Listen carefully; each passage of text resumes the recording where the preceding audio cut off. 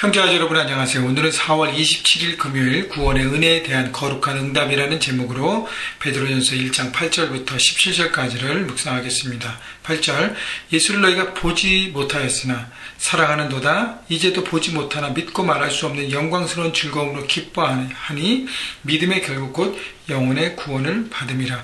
자, 베드로 전서를 듣는 그 소아시아의 전체 흩어진 성도들을 입장에서 볼 때 그들이 고난과 환난과 고통과 어려움 가운데 그들을 격려하고 위로하는 메시지를 좀 주고 있는데요.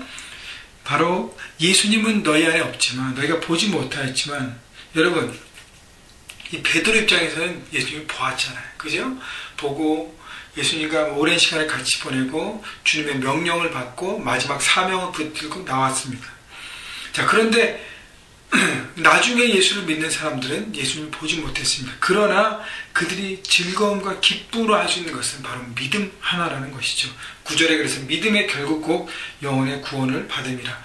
믿음으로 우리는 보지 못하지만 주님을 지금은 그러나 구원에 대한 확신을 받은 것이라 보장을 받았다는 것이죠. 그래서 즐거움과 기쁨에 동참할 수 있는 것입니다. 여러분 십자가 예수님의 우리에 대한 용서와 회복과 죄사함은 그분이 십자가를 달리시고 2000년 전에 이미 선포하신 거예요.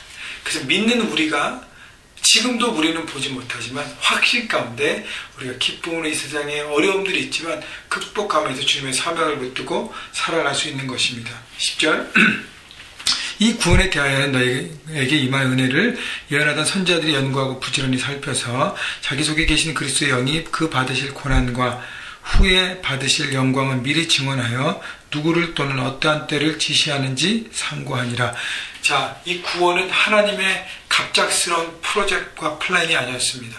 하나님께서 이미 기획하시고 준비하시고 그래서 많은 선지자들에게 십자가 바로 메시아의 오심을 선포하고 나누고 사람들에게 경고하고 바라보게 하고 그래서 십자가의 고난과 그 다음에 부활의 영광 모든 메시지를 선지자를 통해서 주신 것은 바로 12절 이 섬긴 바가 자기를 위한 것이 아니요 너희를 위한 것이니 계시로 알게 되었으니 이것은 하늘로부터 보내신 성령을 힘입어 복음을 전하는 자들로 이제 너희에게 알린 것이요 천사들도 살펴보기를 원하는 것이니라. 바로 선지자들이 이제는 복음을 전하는 하나님의 사람들이 복음을 나누는 것은 예수 그리스도를 전하는 것은 바로 우리 모두를 위한 것이라는 것이에요. 하나님께서 이 모든 것들을 여러 가지 채널과 통로를 통해서 우리에게 복음으로 그리고 복된 소식으로 그 다음에 은혜로 주신 것입니다. 그렇기 때문에 하나님의 구원이 얼마나 귀한 것인지 내 삶의 문제와 고난과 어떤 그런 거와 싸우면서 거기에만 머물지 말라는 거예요. 장차 하나님의 임할 영광과 축복을 바라보고 또 하나는 현재 믿음으로 그 모든 것을 기쁨으로 누려가며 돌파하는 것입니다. 장래 이것만 아니라 지금 하나님이 내 안에 함께 하시고 그 십자가의 그 복음이 바로 나를 위한 것이 나에게 포커스 맞춰주는 하나님의 은혜를 깨닫고 나아가라는 것입니다. 그래서 자 구원받은 하나님의 사람으로 그럼 어떻게 할 것인가 13절 그러므로 너희 마음이 허리를 동이고 근신하여 예수 그리스도께서 나타나실 때에 너희에게 가져다 주실 은혜를 온전히 바랄지려다. 너희 마음의 허리를 동이라는 것은 집중하라는 것이죠. 한 가지에 포커스하라는 것입니다. 그래서 하나님만 바라보는 인생을 가라는 거예요. 마음과 생각이 나누면 안 됩니다. 내가 저것도 할까? 이것도 할까? 하나님과 재물을 동시에 섬길 수 없잖아요. 그죠? 세상의 세계관과 하나님의 세계관을 동시에 붙잡을 수 없습니다. 하나님만 바라보라는 것이죠.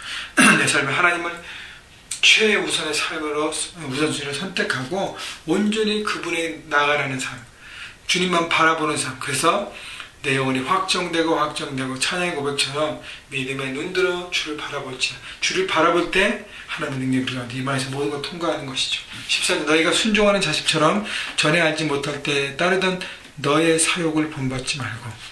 하나님 앞에 불순종하는 사람들은 아버지의 불순종하는 사람은 자기 이기심, 자기 뜻대로 자기 멋대로 하고 싶어서 자기 욕심을 부리잖아요. 그래서 내 욕심이 하나님의 뜻 무엇이 더 내 삶에 필요한가를 바라보고 욕심을 내려놓고 순종하는 자녀로 살라는 것입니다. 15절 오직 너희를 부르신 거룩하신 이처럼 너희도 모든 행실에 거룩한 자가 되어 기록되었을 때 내가 거룩하니 너희도 거룩할지어다 하셨느니라. 거룩한 삶, 결국 크리스찬으로서 구별된 삶을 살라는 것이에요. 예수 믿는 사람처럼, 주님처럼.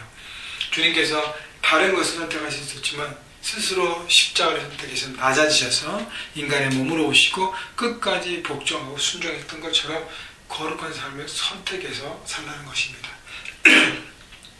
그리고 마지막 17절 외모로 보시지 않고 각 사람 행위대로 심판하신 이를 너희가 아버지라 부른즉 너희가 나그네로 있을 때를 두려움으로 지내라. 하나님을 경외하라고 얘기합니다. 마지막에 두려움은 죄송합니다. 마지막에 두려움은 막 두렵고 떨려서 막 이렇게 아니라 하나님을 향한 경외함을 얘기해요. 그래서 하나님 외모로 보지 않고 행위로 보신다 그랬습니다. 내 중심을 바라보시는 것. 그것이 아버지라 그랬습니다. 여러분, 아버지 하나님의 마음으로 우리를 보시는 하나님 바라보시고 중심의 삶으로, 행함으로, 그리고 경외함으로 주님 앞에 나가시는 구원받은 백성으로 살아가시는 여러분 모두가 되시기를 주님의 이름으로 축원합니다.